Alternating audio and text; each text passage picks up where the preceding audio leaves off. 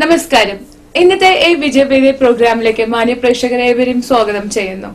ഇന്ന് നമ്മൾ ഈ എപ്പിസോഡ് തുടങ്ങാൻ പോകുന്നത് വളരെ നല്ല എപ്പിസോഡാണ്.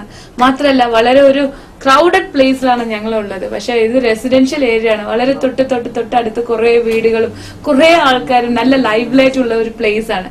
മീറ്റ് ചെയ്യാൻ പോകുന്ന ഒരു പേഴ്സണാലിറ്റിയും തന്നെ വളരെ ലൈവ്ലി എന്ന് തന്നെ പറയാം.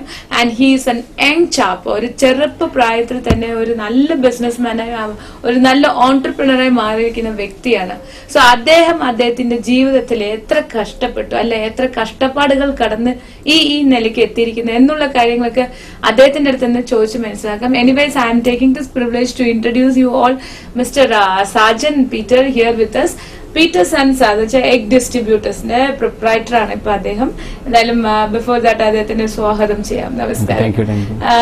സോ അദ്ദേഹം എന്നൊക്കെ പറയുമ്പോൾ ആൾക്കാർ ഇങ്ങനെ വിചാരിക്കുന്നത് കുറച്ചും കൂടി നല്ല പ്രായമുള്ള ആളുകൾ. പക്ഷെ ഇത്രയും ഒരു ഞാൻ നേരത്തെ പറഞ്ഞു വരുന്നത് യങ് പേഴ്സണ് അവർ തീർച്ചയായും പ്രതീക്ഷിച്ചിട്ടുണ്ടാവില്ല. ബിക്കോസ് നമ്മൾ എടുക്കുന്ന ഈ ബിസിനസ് എപ്പിസോഡ്സ് മിക്കവാറും ആൾക്കാർ കുറച്ച് ഒരു മിഡിൽ ഏജ് ആണ്.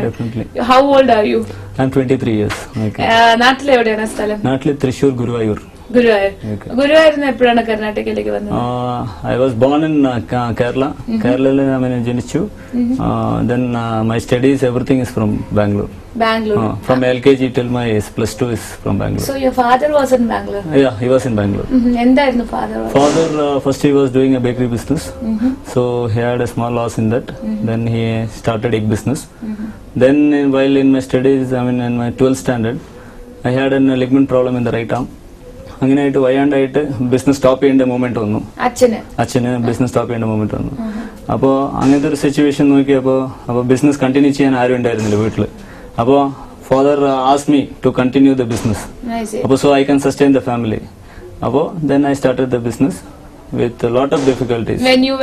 12th സ്റ്റാൻഡേർഡ് ആകെ 3 മാസം സെക്കൻഡ് പി പഠിക്കാൻ പറ്റിയുള്ളൂ. അത് കഴിഞ്ഞ് ഡിസ്കണ്ടിന്യൂ ചെയ്ത് സ്റ്റാർട്ട് ചെയ്തു. From the very low level. ഒരു TVSൽ വെറും 30 ട്രേ മുട്ട, ദാറ്റ് ഈസ് അറൌണ്ട് 900 eggs ആയിട്ട് സ്റ്റാർട്ട് ചെയ്തു. Today with God's grace I am selling more than 1 lakh egg per day. Fantastic.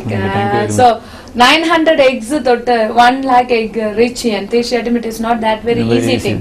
അതിന് തീർച്ചയായിട്ടും വളരെ എഫർട്ടഡ് ആണ്, അല്ലെങ്കിൽ നല്ല ഡേ ആൻഡ് നൈറ്റ് വർക്ക് ചെയ്യുന്നത്. What is your kind of work schedule? ഈ 900 എങ്ങനെയായിരുന്നു 1 ലക്ഷത്തേക്ക് മാറ്റിയത്? അങ്ങനെ ചോദിക്കാം. ഓക്കെ, അപ്പൊ 900 സ്റ്റാർട്ട് ചെയ്യാന്ന് വെച്ചാൽ ഫസ്റ്റ് ബിസിനസ് അപ്പച്ചൻ ഓൾറെഡി സ്റ്റാർട്ട് ചെയ്തുകൊണ്ട് അയാളുടെ lateral entry into the market already. അപ്പോ അതിന്റെ ഫാദറിന്റെ എന്താ ലൂപ്പ് ഹോൾസ് എന്തെല്ലാം ഉണ്ടായിരുന്നു. സോ ആ ലൂപ്പ് ഹോൾസിനെ എങ്ങനെ പോസിറ്റീവ് ഓപ്പർച്യൂണിറ്റി ആക്കി എടുക്കാൻ പറ്റാമെന്നാണ് ഞാൻ ചിന്തിച്ചിരുന്നത്. അപ്പോൾ സ്ലോ ബൈ സ്ലോ ഓരോ കസ്റ്റമറിന്റെ മൂലമായിട്ട് ഓരോ ബിസിനസ് ഇങ്ങനെ ജോയിന്റ് ആയിട്ട് വന്നിട്ടാണ് ഇന്ന് ഇത്രയും മുട്ട വെക്കാൻ പറ്റിയ ചാൻസസ് ഉണ്ടായി. എങ്ങനെയാണ് ഷാജൻ ഈ മാർക്കറ്റിൽ ഒരു നല്ല പേരെടുത്തത്? നല്ല പേരെടുക്കാൻ കാരണം എന്ന് പറഞ്ഞു കഴിഞ്ഞാൽ മിക്ക dealers in Bangalore what they doing, മുട്ടയുടെ വില കൂടുന്ന സമയത്ത് അവർ ഹ്യൂജ് സ്റ്റോക്ക് ഹോൾഡ് ചെയ്യും. അപ്പോൾ automatically they creating A demand in the market. ഇങ്ങനെ ഡിമാൻഡ് ക്രിയേറ്റ് ചെയ്യുന്ന സമയത്ത് നമ്മൾ നോർമൽ മുട്ട എപ്പോഴും ഈ മുട്ട എന്ന് പറഞ്ഞ സാധനം എന്നും പ്രൊഡക്ഷൻ ആവുന്ന ഒരു പ്രൊഡക്റ്റ് ആണ്. അത് ഒരിക്കലും മിഷനറി പോലെ സ്റ്റോപ്പ് ചെയ്യാനോ ഒന്നും ചെയ്യാൻ പറ്റില്ല. അപ്പോൾ they are holding the stock. എപ്പോഴും ഈ ഡിമാൻഡിന്റെ ഒരു മൂവ്മെന്റ് വന്ന് immediate they hold the stock.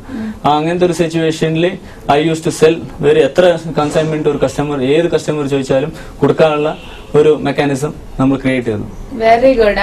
അതാണ് ബിസിനസിന്റെ ബിസിനസ് എന്ന് പറഞ്ഞാൽ ഇന്ന് മാത്രം ചെയ്യേണ്ട ഒരു ബിസിനസ് ഇസ് റിലേഷൻഷിപ്പ്. ഇന്നും നാളെയും എന്നും ചെയ്യേണ്ട ഒരു ബിസിനസ് ആണ്. നമ്മൾ വൺ ഡേ ബിസിനസ് ചെയ്തിട്ട് പോവല്ല. Market you to be in the market. How long we are in the market, that much time we should be a star in that. That's right. അപ്പോ ഈ പറഞ്ഞല്ലോ ഈ ഡിമാൻഡ് ക്രിയേറ്റ് ചെയ്യുന്നത്, because ഈ demand create ചെയ്യുന്നത് ആരാന്ന് വെച്ചാൽ egg production ചെയ്യുന്നത്. എഗ് പ്രൊഡക്ഷൻ ചെയ്യേണ്ടല്ല, based on export and northern മാർക്കറ്റിൽ. ഇപ്പൊ നമ്മുടെ എഗിന്റെ ഇൻഡസ്ട്രി എക്സ്പ്ലെയിൻ ചെയ്യുകയാണെങ്കിൽ അത് വന്നിട്ട് ഇറ്റ് ഈസ് 28 സോൺ ആയിട്ടാണ് നാഷണൽ എഗ് കോർഡിനേഷൻ കമ്മിറ്റി അത് ഡിവൈഡ് ചെയ്തിട്ടുള്ളത്. അപ്പോൾ പല സോണുകളുടെ അതിന്റെ conception according to seasonal climatic condition. ഇപ്പൊ നോർത്തേൺ സ്റ്റേറ്റ്സിൽ കമ്പയർ ചെയ്യുകയാണെങ്കിൽ അവിടെ വിന്റർ സീസണിൽ huge demand for the eggs. ആൾക്കാർ കൂടുതൽ വാം ആയിട്ട് കഴിക്കാനുള്ള ഒരു സെൻസിറ്റീവ് ആയിട്ടുള്ള ഒരു ഇതാണ്. അപ്പൊ അതുകൊണ്ട് അവിടെ ഹ്യൂജ് കൺസ്യൂമന്റ് റിക്വയർമെന്റ് ഉണ്ട്. അപ്പോൾ സൗത്തിൽ വന്ന സമയത്തുള്ള with God's grace now from the first 2-3 years it's a normal temperature and everywhere it's a very good climate. അപ്പോൾ ഇങ്ങനെ ക്ലൈമാറ്റിക് കണ്ടീഷൻ തിങ്ക് ചെയ്യുമ്പോൾ നോർത്തിലേക്ക് കൂടുതൽ കൺസൈൻമെന്റ് കസ്റ്റമേഴ്സ് ചോദിക്കും. അവിടുത്തെ പ്രൊഡക്ഷൻ അവിടുത്തെ ഡിമാൻഡിന് മീറ്റ് ചെയ്യാൻ പറ്റാണ്ടാവുമ്പോൾ ഇവിടുന്ന് പല സ്റ്റോക്ക് ഇവിടുന്ന് അവിടുത്തെ north state people they purchase from the south zone.